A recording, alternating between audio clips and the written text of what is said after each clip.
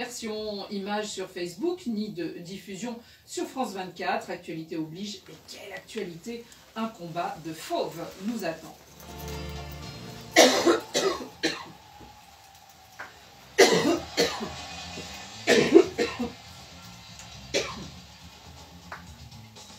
Ils sont là, nos invités, et je vous les présente tout de suite. Un fauve, un lion indomptable, il a mis son maillot. C'est la version jaune aujourd'hui avec le coq sportif, hein, qui n'habille plus le Cameroun depuis longtemps, mais c'est pas grave. Bonjour Rémi Nkono. Bonjour Annie, et bonjour à tout le monde, parce que ça va chauffer tout de suite là. Je suis chaud, fuyez le lion. Alors je sais pas ce que ça signifie Rémi, mais vous avez reçu aujourd'hui une lettre d'un certain Diaralai de Yoff à Dakar. Alors, vous la lirez tout à l'heure et vous nous direz si vous souhaitez bonne chance ou autre chose. J'essaie de dire que c'est un supporter de FC Barcelone. Je connais déjà. Bon, alors tout va bien. Bonjour Xavier Barret. Bonjour Annie. Merci d'être là au rendez-vous. Frédéric Suto est là aussi et il surveille déjà son écran. Oui, bonjour Annie, bonjour tout le monde. Pas de Facebook Live, mais j'ai amené la tablette. Hein. En studio, il y a le sommaire qui est posté sur la page de Radio Foot. On attend vos réactions, vos commentaires. On lira quelques messages là pendant l'émission. Oui, évidemment. Et puis notre invité du jour, parce que lui aussi, c'est important, la journée. Ibrahima Traoré, bonjour. Bonjour Annie. La Guinée, c'est d'ici peu. J'ai plus confiance que Rémi. Alors, le match est lancé. Et puis, notre stagiaire de 3e, il est là pour son dernier jour. Il ne veut pas revenir en 2e semaine, mais on ne l'aurait bien gardé. Bonjour, Lucas Bressler. Bonjour Annie, bonjour tout le monde. Merci d'être là. On vous entendra tout à l'heure au moment des cartons. Dans les débats du jour, il y a donc ce Cap-Vert, premier qualifié de la CAN 2024. En 8e de finale, les requins bleus ont remporté une 2e victoire. C'était contre le Mozambique après le Ghana. Agréable surprise, la première de la compétition continentale. Y aura-t-il d'autres surprises? Car le match du jour, le choc, est un duel de fauves, des rois de la jungle, les lions de la Teranga et les lions indomptables. La rencontre est la deuxième du groupe C sur la pelouse du stade de Yamoussoukro. On retrouvera d'ailleurs Cédric De Oliveira dans quelques instants avant qu'il ne vous relate le match. Et après les fauves, le Sili de Guinée jouera contre les Scorpions de Gambie qui leur avaient fait un bien mauvais tour en les piquant et les privant d'un quart de finale au Cameroun. Y a-t-il de la revanche dans l'air? Et puis il y aura nos cartons et les vôtres avant la retransmission donc du match et notre 2e édition. David Finzel m'a aidé à préparer l'émission avec Pierre Guérin et Laurent Salerno est aux manettes. Le Café des Sports, les débats sont ouverts.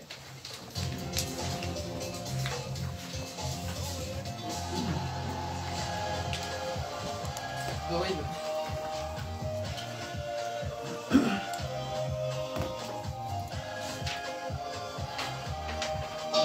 C'est parti. Attention. On avait coché cette rencontre avant même le début de la CAN, on s'en souvient, lors du tirage au sort. Une étoile contre 5, des champions sortants venus défendre leur couronne contre des lions indomptables qui ont déjà remporté 5 fois la CAN, à force d'un titre continental récent contre un passé glorieux. Ces deux adversaires se connaissent bien, les deux sélectionneurs se connaissent bien aussi, deux quadras, ils ont le même âge, 47 ans. Ils sont tous les deux passés par la Ligue 1, l'un par Lille, l'autre par Metz. Et en 2002, ils étaient face à face dans une rencontre entre le Cameroun et le Sénégal. Ils ont distillé des petites phrases en conférence ces dernières heures. Et elles peuvent en dire long, ces petites phrases. Écoutez.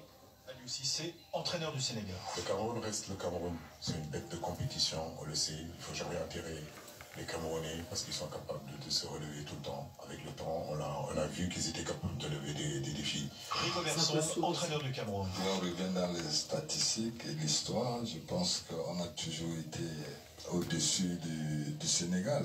Aliou Cissé. On a énormément de respect pour le Cameroun. Maintenant, comme je l'ai dit, les générations se suivent et ne se ressemblent pas. En 92, ils étaient un peu muets. Donc, c'est une autre génération. Ils ne se rappellent pas de ça. Moi, j'étais encore jeune. Rico Verson. On reste quand même des lions indomptables avec plus d'étoiles de cette équipe en Afrique. Cissé. Vous savez, nous, au Sénégal, on est un peuple qui ne parle pas beaucoup, un peuple très humble. Je pense qu'on a quand même une impression d'être toujours au-dessus de tout et Attention. ça va se confirmer. On verra, pas besoin de beaucoup parler, le match n'est pas loin. Cédric De Oliveira, bonjour. Bonjour Ali, bonjour tout le monde. Oh là, il y a déjà de l'ambiance, ça chauffe déjà. Le stade doit être plein. Pas vraiment, non. Pas encore. Le stade n'est pas plein, mais vous savez, les stades ne sont pas pleins en Côte Eh d'Ivoire. oui, je sais. À part, et encore même pour les matchs de la Côte d'Ivoire, pays organisateur à Epimpe. Mais on attend quand même un petit peu de monde. Il y avait la moitié du stade rempli lors de la première journée de la phase de poule ici. Alors Cédric De Oliveira, vous avez entendu ce petit montage, ce ping-pong entre les deux sélectionneurs. Est-ce que c'est le là de la rencontre d'aujourd'hui? C'est le là, donc on va parler plutôt des entraîneurs. On va commencer, oui, avec le version de ce contexte. Effectivement, vous le disiez, oui, deux hommes qui se sont beaucoup croisés dans leur carrière déjà en tant que joueurs. Vous parliez de la finale de 2002, ils avaient même raté un tir au but chacun. Tous les deux, le pauvre Aliou Cissé qui avait permis au Cameroun de remporter la Coupe d'Afrique des Nations en 2002.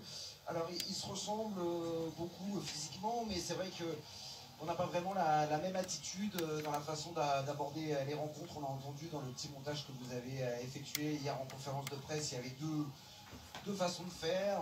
On avait le côté un petit peu provocateur et chambreur de la part de Rigobert Song qui aime bien rappeler que le Cameroun est une équipe à part. Hein. On rappelle 5 cannes remportées, c'est pas rien. Et cette science du résultat, on a l'impression qu'il base toute sa communication, tout son management là-dessus. Et puis de l'autre côté, l'humilité, le travail d'Aliou Cissé. C'est constaté que pour l'instant, ça lui donne raison. Son équipe est tenante du titre. Elle a battu la Gambie 3-0 assez nettement, sans contestation. Du coup, voilà, c'est un petit peu deux salles, deux ambiances. Ouais, c'est la sensation qu'on a en écoutant ces déclarations. Rémi, comment vous l'entendez, vous, Rigobert Song?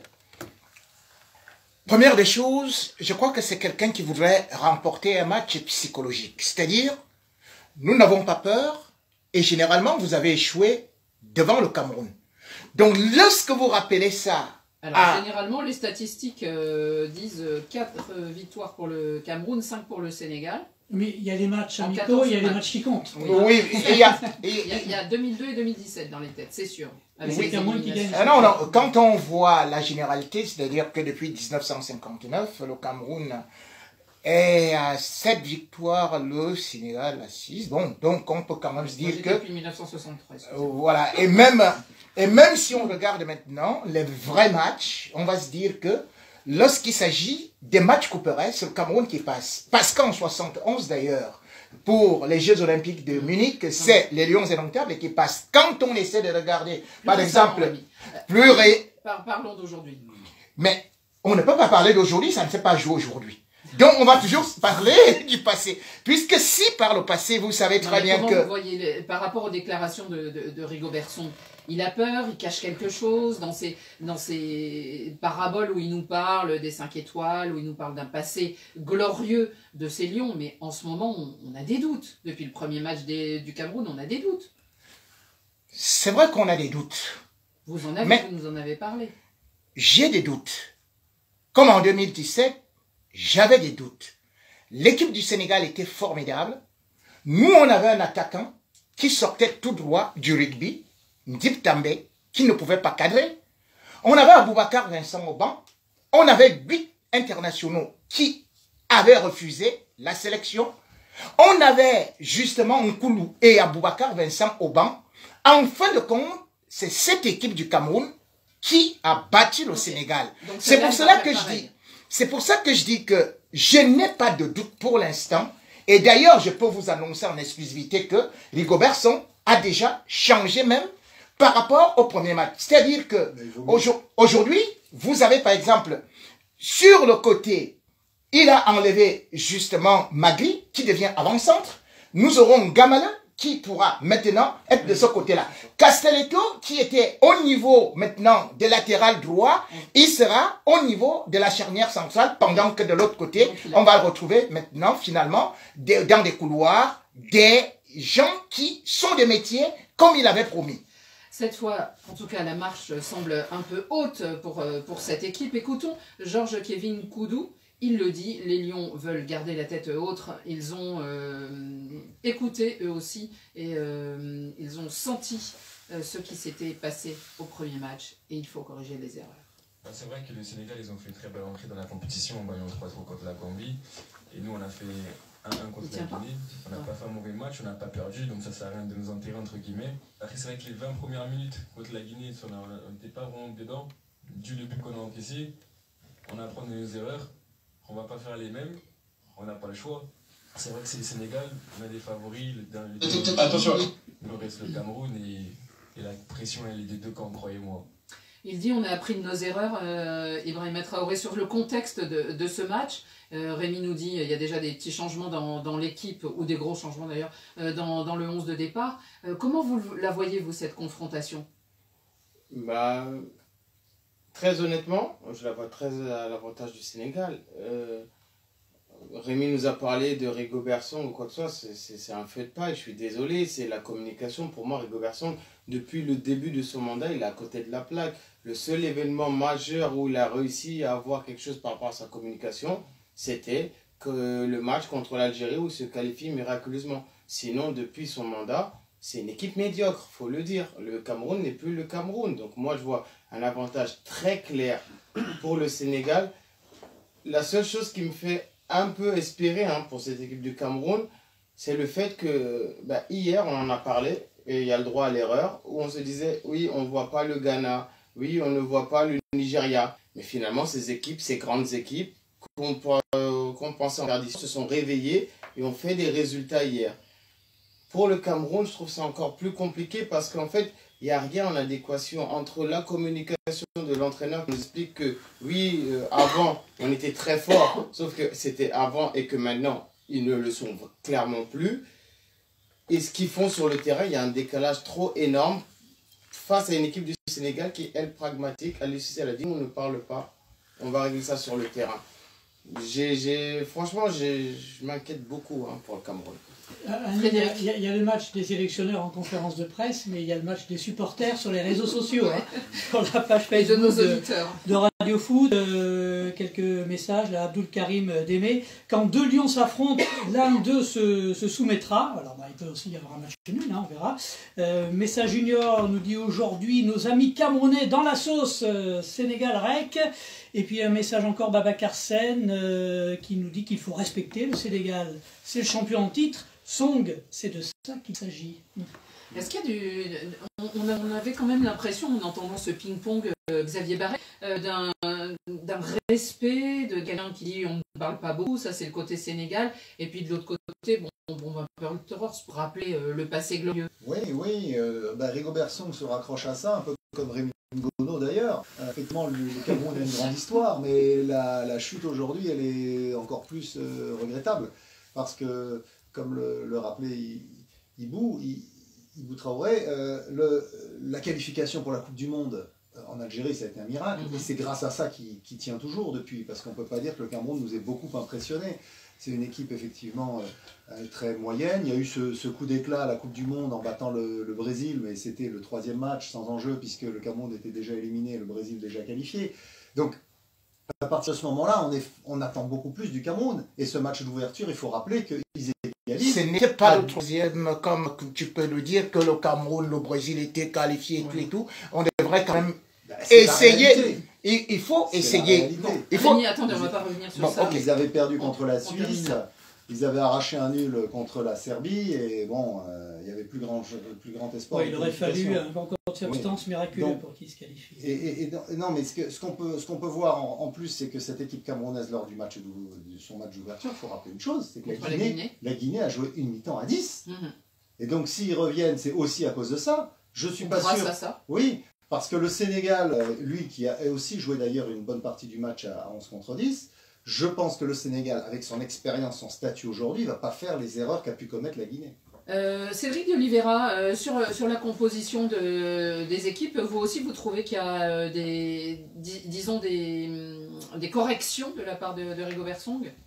Alors, Rigobert Song, c'est sûr, il a un peu changé des choses par rapport au match face à la Guinée, déjà parce que André Onana est dans les buts, on se posait la question, mais lui qui est arrivé, j'allais vous la poser. Manchester, Yamoussoukro, il est là, alors il n'a pas pu jouer le match effectivement face à la Guinée, mais cette fois il est bien titulaire.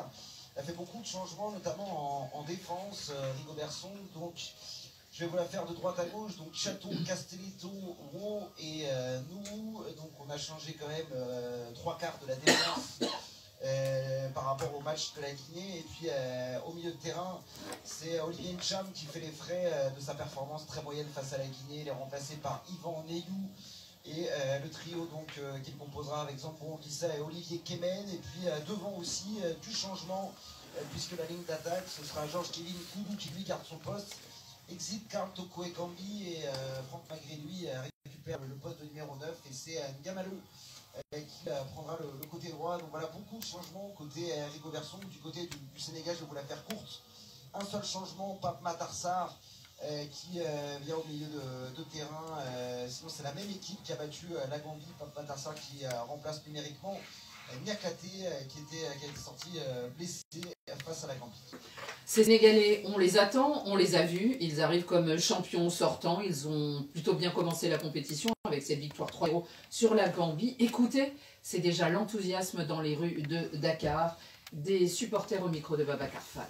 C'est le match de la confirmation, c'est le Sénégal qui part. Je lance Idrissa dans la foulée. Le Cameroun sont des joueurs très athlétiques, donc le défi physique sera là. Il y avait des failles à la rencontre précédente. C'est un match que le Sénégal doit gagner parce qu'on est dans champion en titre et on veut être dans une dynamique, prendre plus de confiance. Vous serez surpris.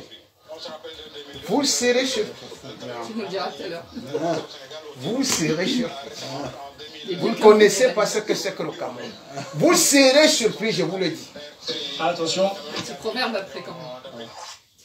Voilà pour ce qui est des champions d'Afrique qui sont en mission reconquête, bien sûr. Idrissa Gueye, écoutons-le, le champion d'Afrique de la dernière CAN. Donc, il témoigne des objectifs et aussi de la persévérance, de l'organisation de l'équipe du Sénégal. À votre micro, Cédric de Oliveira. Ce qu'on a de plus aujourd'hui, je pense que c'est l'expérience. Je vais retourner vers lui pour un petit truc sur le Sénégal et après je lui laisse préparer le match. Je lui dis. Et nous, on continuera ici. Tu gênes quoi? Non, mais il a 40. Dans 10 minutes, il est sur le spécial. C'est vrai, dans 10 minutes, le spécial. Oui, oui, bien sûr. Mais c'est ce que je dis.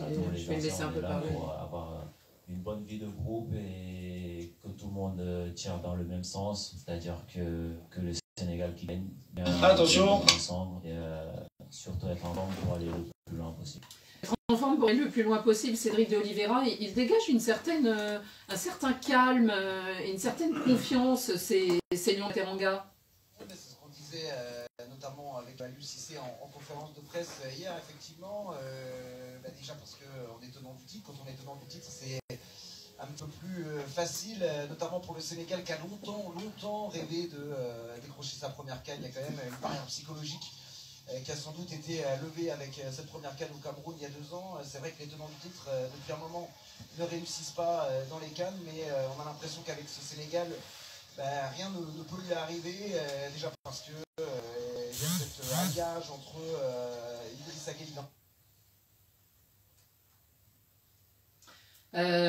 Petite coupure avec le stade de Yamoussoukro et avec Cédric de Oliveira. De toute façon, on les retrouvera tout à l'heure, Cédric de Oliveira et Joseph-Antoine Bell, pour le match qui commencera, l'avant-match d'ici une vingtaine de minutes.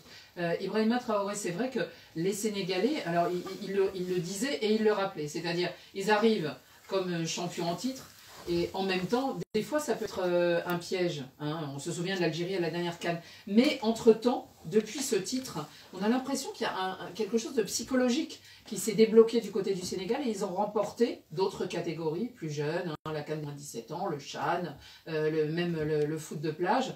Ils ont remporté d'autres titres et on a l'impression qu'il y a toute presque une armada en marche. Oui, exactement. En fait, cette équipe du Sénégal, moi, me fait rappeler beaucoup l'équipe de France. C'est-à-dire que on en demande beaucoup dans le jeu, on ne l'a pas forcément, mais on a une équipe en fait qui nous fait vibrer parce qu'elle sait comment faire pour arriver loin ou pour arriver à gagner un titre. Cette équipe, elle est tenante du titre, elle a beaucoup de pression sur elle, mais on voit qu'elle est sereine, qu'elle fait les choses, qu'elle ne se met pas en avant. Comme un peu à l'UCC, c'est un peu à l'image pour moi de Didier Deschamps, c'est le même mode de fonctionnement.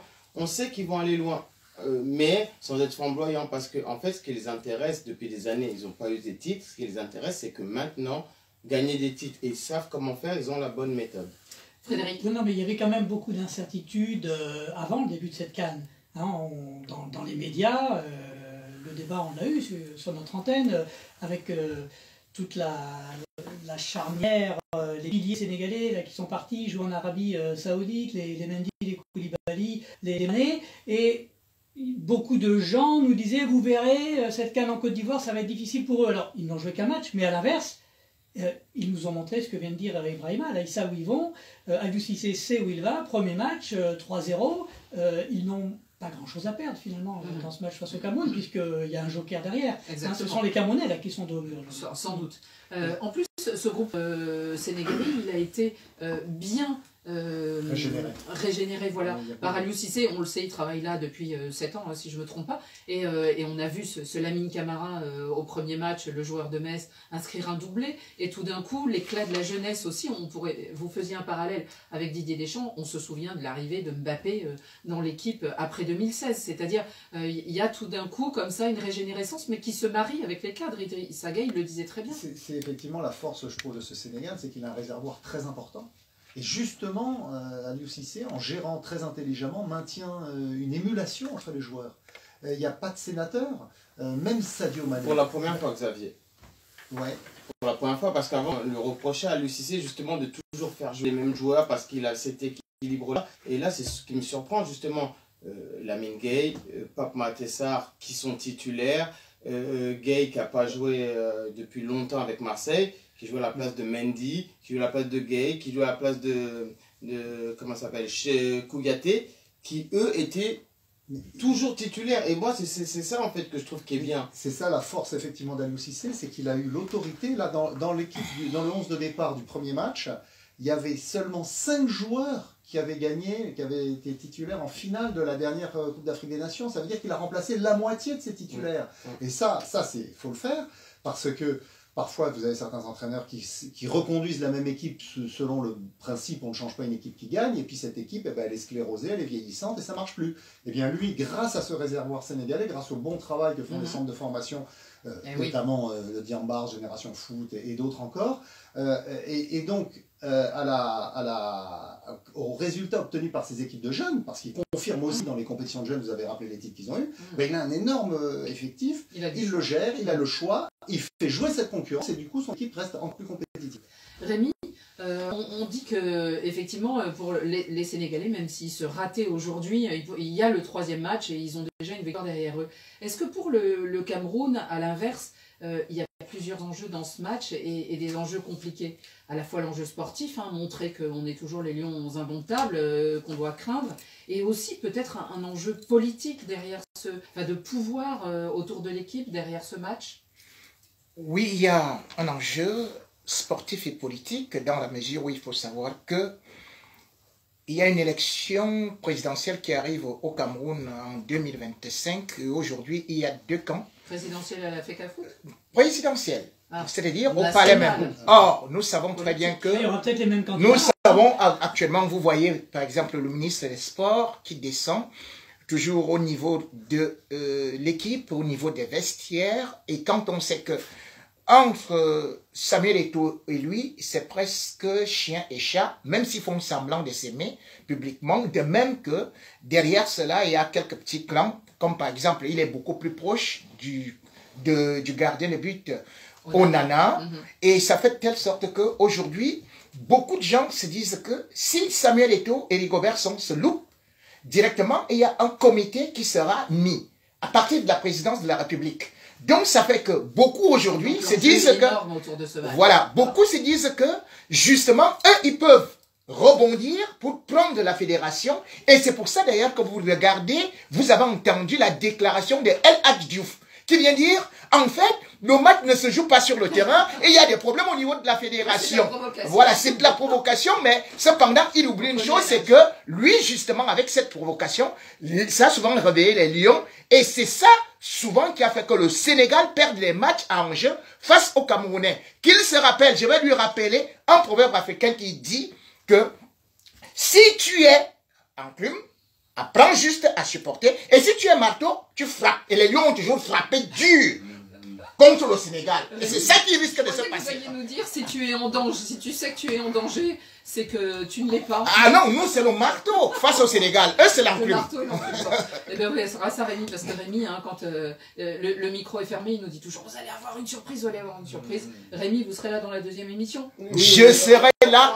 Je serai... Non, parce que, attendez. À 22h. Ne vous en faites pas. Ne vous en faites pas. Je vous avais dit. Le Cameroun est toujours un lion blessé, un animal capable de rebondir. Et je vous ai dit, chaque fois que vous avez annoncé ici la mort du Cameroun, ça s'est mal pris. Rappelez-vous, en 2002, tout le monde ne voyait pas le Cameroun avec la génération dorée du Sénégal. Qu'est-ce qu'on avait fait? Rémi, je veux un pronostic. Un pronostic, les Lions indomptables gagnent par 2-1, ou alors le Sénégal, s'il fait mieux, il fera match nul. En tout cas, Rémi, il a des amis en RDC, Mukendi, moi, Congolais de père de mère, je soutiens le Cameroun, allez les Lions.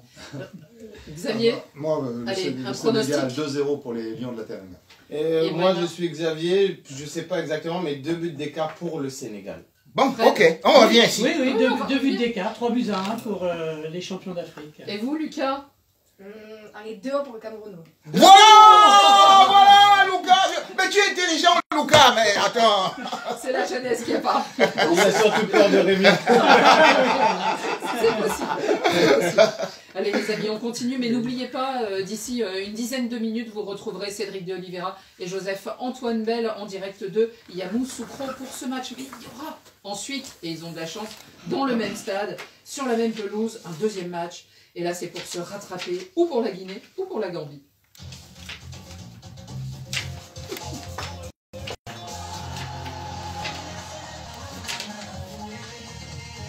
T'as un nouvel ami, Rémi.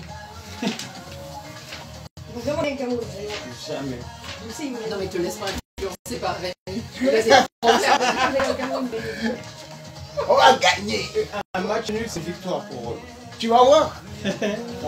Attention. Machiderne contre Scorpion. Attention, le Scorpion pique toujours. C'est sa nature, dis donc. Il n'y veut rien. Mais cette fois, le Sili national est prévenu à la dernière CAN. La Guinée avait été éliminée par cette Gambie sur le score de 1-0. Une élimination qui est restée dans la tête du sélectionneur Kaba Diawara. Il est au micro de Cédric de Oliveira et vous allez voir, petite confidence en quelques mots. J'ai encore les images dans ma tête. Comme je suis un jeune entraîneur, c'était vraiment un cauchemar pour moi de perdre ce match-là parce qu'on avait de grands espoirs et je me suis même mis à l'esprit d'arrêter quoi. Il a failli arrêter à cause de cette défaite. Bon, il est toujours là. C'est l'heure de se rattraper ou c'est l'heure de... Oui, de rattraper en tout cas quelque chose, une déception, Ibrahima? Une déception, une très très grande déception, j'ai même envie de dire. Moi, je suis peut-être l'un des acteurs les plus critiques envers la sélection, alors que j'étais même moi capitaine. Xavier le sait notamment. Mais là, j'ai un peu d'espoir, j'ai un peu d'optimisme. En fait, j'en demande beaucoup à ma sélection, ce qui est normal, parce que je sais le réservoir de joueurs qu'on a. Je sais ce qui est possible de faire avec ces joueurs-là. Je pense que ce match nul... contre le Cameroun, hein, à 11 contre 11, on le gagne, sincèrement. À 10 contre 11, c'était plus dur. On fait un bon résultat. Moi, j'ai aussi beaucoup tapé, hein, quelquefois. Vous avez critiqué les choix de coaching de Kaba Diawara. Sur Kaba Diawara, j'ai vu une vidéo qui a Il faut nous dire quand vous nous avez gagné à 11 contre 11. On allait gagner comme contre le Cameroun à 11 contre 11. Vous avez souvent joué avec nous à 11 contre 11. On vous a toujours tabassé. On vous enlève la culotte, on vous met à plat ventre. Mais attendez, à 11 contre 11, à 11 contre 11, on allait gagner le Cameroun à 11 contre 11. Moi, je me souviens juste d'un match, hein, le Grand Cameroun en 2015 contre la Guinée, avec la Côte d'Ivoire et le Mali, est sorti au premier tour. Un partout, Guinée-Cameroun, but de Benjamin Mukonjo et de Ibrahima Traoré. Ah, bravo. Dehors. Et Djibrilba qui nous dit sur heureusement que vous n'avez gagné aucune canne avec. La page Facebook, Djibrilba, bonne chance à la Guinée. À nous la victoire, vive le Sili national. Il y aura un suspendu de chaque côté, qui a eu un carton rouge dans chaque équipe lors de la première journée. Exactement, les deux avaient fini à 10. La Gambie, ce sera Ebou Adams, qui joue à Cardiff. Du côté de la Guinée, ce sera François Kamano, qui est le capitaine, qui a beaucoup manqué. Mais bon, Kaba a élargi ce groupe depuis plusieurs mois, pour pas dire même plusieurs années maintenant. Il a renforcé avec, il y a notamment Serhou Guirassy qui est arrivé, il y a Nabi Keïta, Morgan Guilavogui qui a joué. En fait, la force de Kaba, ça a été de tous ces joueurs réticents qui étaient binationaux, de les avoir fait venir et d'être dans le projet commun. Voilà. Mais moi, je vais te dire. Un effectif plus large qu'avant. Et lors de la dernière Coupe d'Afrique des Nations, je trouvais que cette équipe de Guinée était très dépendante de Nabi Keïta. Là, il était en tribune. Et en fait, on n'a pas vu qu'il n'était pas là, parce qu'il y avait vraiment un vrai groupe, une vraie qualité, avec un Ilaïch Moriba qui a mûri, le jeune formé au Barça d'ailleurs, ce qui est une bonne référence pour aider la Guinée. Et donc c'est vraiment le meneur de jeu de cette formation. Kaba l'avait pris très jeune, il a un peu façonné pour lui transmettre un certain nombre de valeurs, parce que lui il a grandi en Espagne. Et là, je trouve que c'est une équipe très cohérente. Pour moi, je trouve que la Guinée manque justement de buteurs. Parce que Guirassy, je ne sais pas s'il va jouer. C'est pas un buteur, c'est le seul buteur. Et aujourd'hui, quand vous regardez Guilavogui aujourd'hui, c'est 3 matchs avec Lens. Vous savez très bien. Même Manon, vous voyez là, il n'a pas marqué depuis le début de la saison. Donc, à part Guirassy, Bayo a marqué 4 buts. Depuis le début de la saison. C'est pour ça que je dis. Il a marqué contre le Cameroun. Mais alors, il marque un but. C'est la défense passoire du Cameroun. Parce qu'à l'époque, moi je crois que les Fendounou, que vous voyez par exemple avec les 30 buts en sélection, je ne vois même pas quand vous me dites aujourd'hui que par exemple tel, qui aujourd'hui est capable en sélection d'atteindre ce niveau de but-là. Non, Guirassy est le seul. Et c'est que si on le maintient et si on le cadenasse, la Guinée est pratiquement morte. Avant, la Guinée avait un milieu de terrain très fort. Tu le sais, tu es un grand footballeur. Et tu sais aujourd'hui que, bien évidemment, on va parler de Nabi Keïta. Nabi Keïta, voilà quelqu'un qui a 11 buts en sélection. C'est-à-dire que même les passes décisives, il ne les fait pas. Et physiquement, il n'est pas bon. Moi, je trouve aujourd'hui que la Guinée est moins pimpante qu'avant. La Guinée que moi j'aimais, c'est celle qui était très technique. J'ai eu la Guinée qui était très tactique, c'est bien, face au Cameroun. Bravo, vous avez eu un point. Moi aujourd'hui, face à la Gambie, je vais voir comment vous allez marquer 10 buts. On n'a pas parlé de l'adversaire, mais c'est peut-être la chance des Guinéens. Enfin, ils ont déjà un point, et la Gambie, ça nous semble quand même moins fort qu'il y a 2 ans. L'effet Thompson Fit, là, ça commence à s'essouffler. Donc, logiquement, le Sili est favori de cette partie. Non. Ibou est confiant dans sa sélection. On va l'être aussi avec lui, et on verra ça tout à l'heure. Et on en parlera pendant la deuxième mi-temps, ça sera pendant Radio Foot, mais nous en parlerons. Allez, on va donner un coup de chapeau au Camer.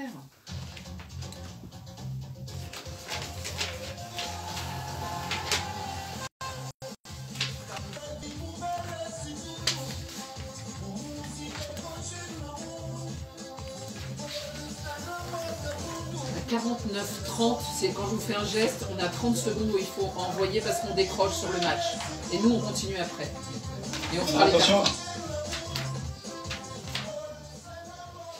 Le Cap-Vert, première nation qualifiée de cette 34e CAN. Qui avait misé sur les requins bleus dans cette pièce? Avant le début, hein, bien sûr. Comme premier qualifié ou comme qualifié? Comme premier qualifié, comme premier qualifié peut-être pas. Du groupe, hein, n'est-ce pas? C'était pas simple. En tout cas, c'est après leur deuxième victoire sur le Mozambique par 3-0 après avoir battu le Ghana. Eh bien, on se dit, les requins bleus, sacrée performance. Très belle surprise aussi, Xavier. Oui, un peu comme la Guinée équatoriale, c'est des équipes qui ont un réservoir de joueurs assez restreint, mais qui se connaissent bien, qui évoluent ensemble depuis plusieurs années, puisque c'est leur 4e Coupe d'Afrique des Nations, et ça va être la 3e fois qu'ils sortent des poules. C'est quand même assez remarquable. Et donc, il y a eu cette démonstration face au Mozambique. Ils sont premiers de groupe en plus. Oui, puisque là, ils enchaînent 2 victoires. Voilà. Et c'est une équipe où il y a effectivement pas mal de joueurs joueurs qui ont déjà une grosse expérience, qui ont plus de 30 ans. Le capitaine Ryan Mendes qu'on connaît en France, il a joué en Ligue 1 pendant. Il a mis 2 buts aujourd'hui. Oui, un seul, je crois. Ah oui. Ouais, mais bon, bref.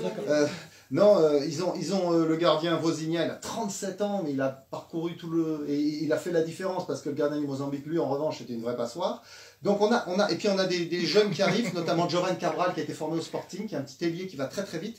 Donc c'est une équipe assez cohérente, et finalement, ils ont obtenu un résultat tout à fait mérité. Rémi, vous avez apprécié la prestation de ces requins bleus? Un coup franc de 40 mètres de bébé. J'ai cru que c'était Carlos. Attends.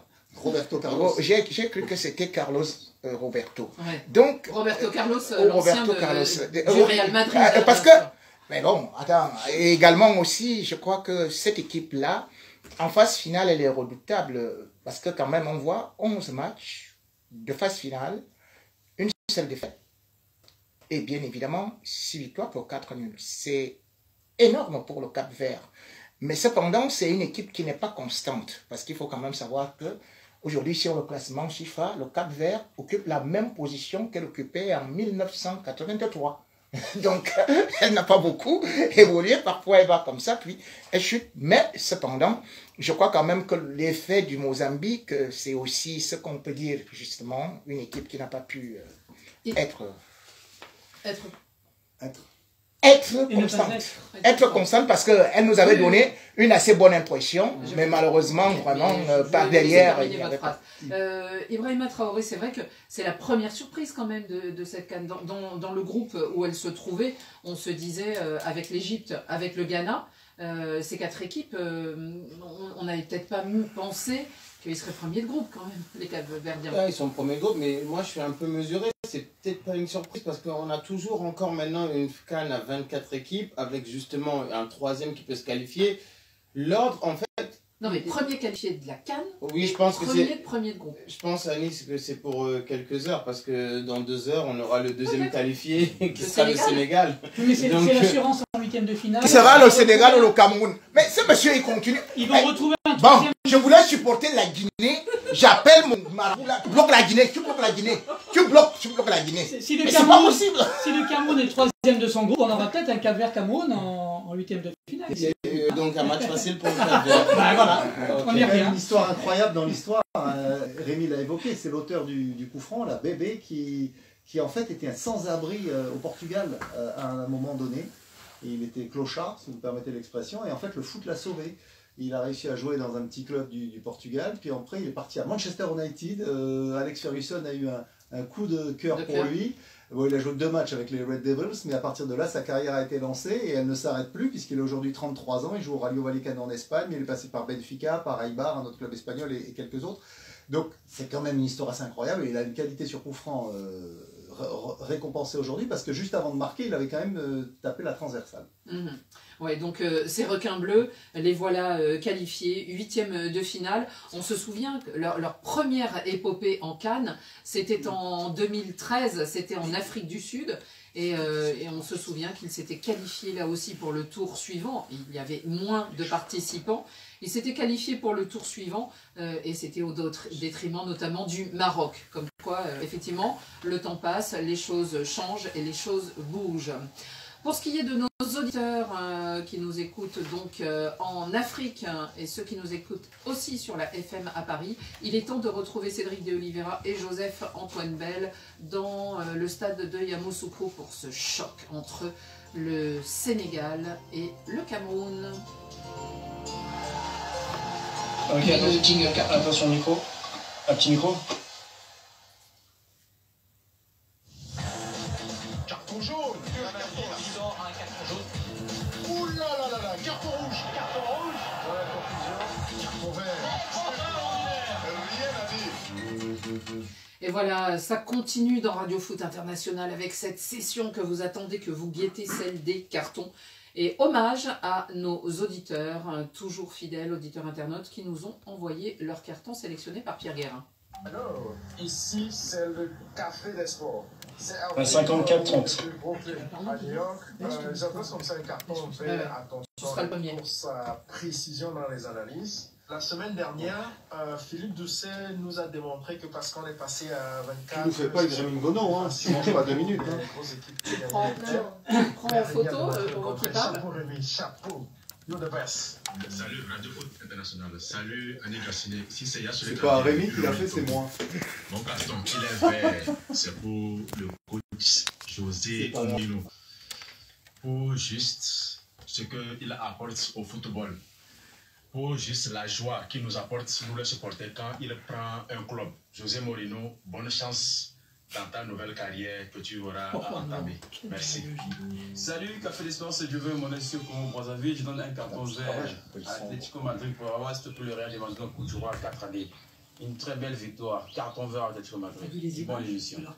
Bonjour Madame Annie, bonjour à tous ceux qui se trouvent sur votre plateau du Café des Sports, et notamment à votre duo de choc, M. Rémi Gono et M. Xavier Barret. C'est dans la l'école de Paris. Ils adressent un carton vert à l'équipe nationale du Sénégal, notamment au choix fort du coach Aliou Cissé au milieu de terrain. Et un carton vert assez exceptionnel pour le jeune prodige Lamine Camara, qui a montré un volume de jeu et une maturité assez exceptionnelle pour son premier match à la CAN.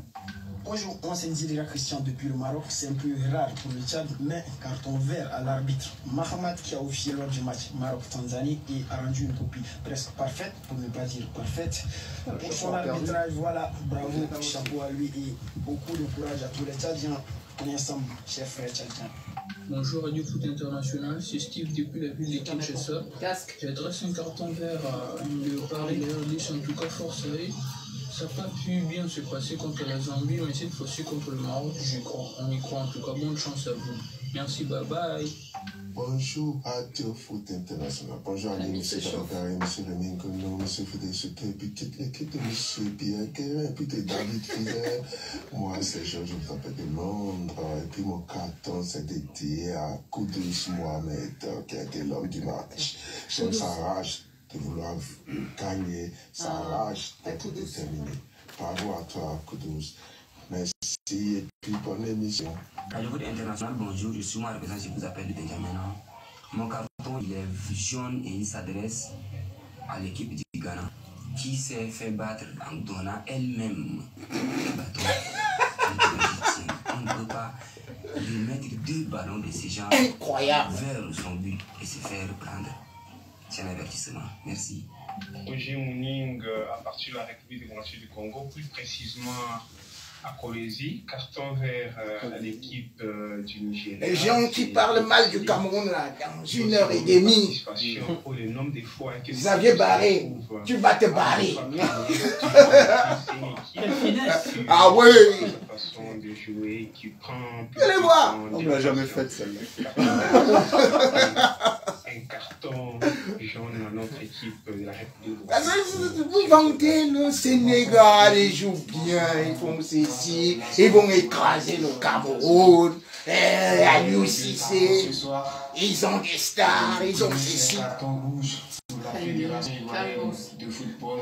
Carton rouge, on va voir le match déjà. Non, prive de match. On prive de match. Ah merde. Tu vas voir tout de suite. Le deuxième carton, il est vert. Tu vas voir tout de suite.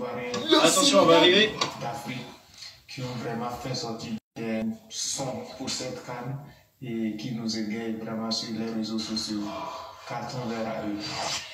Moi, je mets toujours un carton. J'ai envie de mettre un carton vert à tous ces auditeurs qui nous envoient des cartons et qui sont toujours si bien informés au sujet du football. Allez, à nous ici dans le studio. On va commencer par notre jeune stagiaire. Lucas, quelle est la couleur de ton carton? Alors, un carton vert. Et alors, à qui mets-tu ce carton, Lucas Brusler? Antoine Griezmann, qui a marqué un magnifique but hier soir au Coupe du Roi contre le Real Madrid et qui a permis à l'Atlético de mener au score et donc de remporter le match. En plus, Antoine Griezmann devient le meilleur buteur de l'Atlético avec 175 buts, soit 2 de plus que Luis Aragonés. Exactement. Merci beaucoup, Lucas, et à très bientôt. Hein, tu reviendras nous voir dans le Café des Sports et dans Radio Foot International. Ibrahima Traoré, votre carton? Vert aussi, déjà bravo à Lucas. Vert. Pour un joueur, j'aurais pu choisir plusieurs. Hein. J'aurais pu choisir la Namibie, j'aurais pu choisir Lamine Camara. Comme je suis fan des milieux de terrain relayeurs, j'ai fait preuve un peu de chauvinisme, mais j'ai choisi Agibou Camara. Agibou Camara, le milieu de terrain de la Guinée. Un peu méconnu du grand public, mais quel joueur, quelle capacité de percussion, quel calme avec le ballon. Il est dans la lignée des grands milieux de terrain guinéens, j'ai envie de dire Pascal Ndono, Naby Keita. Et lui, surtout par rapport au match qu'il a fait à 10 contre 11, toujours calme, qui nous a permis, nous, la Guinée, de ressortir beaucoup le ballon, d'être beaucoup plus serein. Donc c'est pour ça que pour toutes ces raisons-là, je donne mon carton vert à Agibou Camara et je pense, si ce n'est pas Lamine Camara, que ce sera la révélation de la CAN. Xavier Barret. Oui, carton vert aussi pour, non pas la Coupe d'Afrique des Nations, mais la Coupe d'Asie des Nations qui se déroule en même temps. Et il y a un pays qui souffre beaucoup actuellement et dont l'équipe nationale a obtenu un résultat hier, c'est la Palestine. Ils ont réussi, malgré le conflit là-bas au Moyen-Orient, à monter une équipe pour participer à la compétition. Ils s'étaient régulièrement qualifiés. Ils ont fait match nul contre les Émirats Arabes Unis hier. Et ils ont pris donc un point, malgré toutes les difficultés qu'ils ont eues pour préparer ce rendez-vous. Chapeau à eux. Ouais, il fallait le souligner. Rémi Ngono. Alors, carton rouge. Ah, mais votre maillot est jaune là. Agacé qui m'a agacé. Avec la Côte d'Ivoire, avec l'effectif qu'il a. Mais il ne parvient pas à s'adapter tactiquement. Quand l'équipe des Super Eagles essaie de renforcer le milieu de terrain, lui il continue toujours à jouer à 4-3-3. Mais mon Dieu, comment a-t-on fait pour aller prendre Gassé qui, on a vu comment est-ce qu'il a fait descendre au moins 2 équipes ici en 2e division, Saint-Étienne-Bordeaux. Et puis on dit que c'est lui qui va faire que finalement la Côte d'Ivoire remporte encore une autre canne. Mais non, Gassé. Mais sauf qu'aujourd'hui, les Ivoiriens se moquaient des Camerounais. Mais qu'est-ce que vous voulez? Aujourd'hui, les Ivoiriens sont en train de se cacher. Comme le dit un proverbe africain, l'Auborgne se moque de l'aveugle.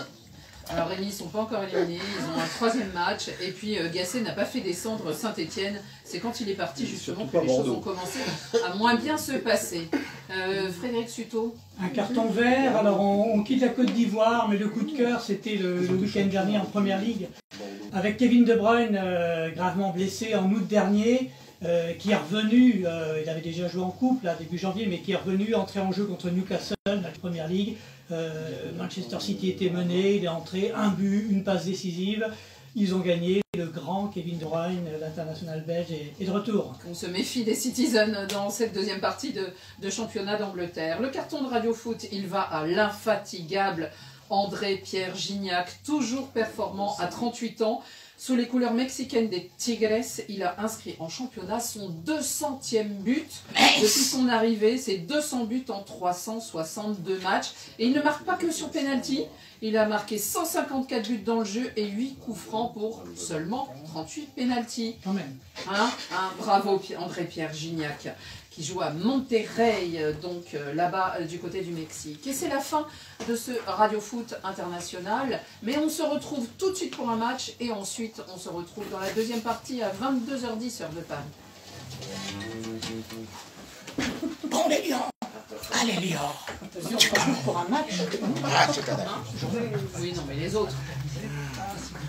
Allez, merci d'avoir été là. Allez, on se retrouve tout de suite Vous êtes tous sur... pour le débrief. Au revoir, chers followers. Vous allez perdre.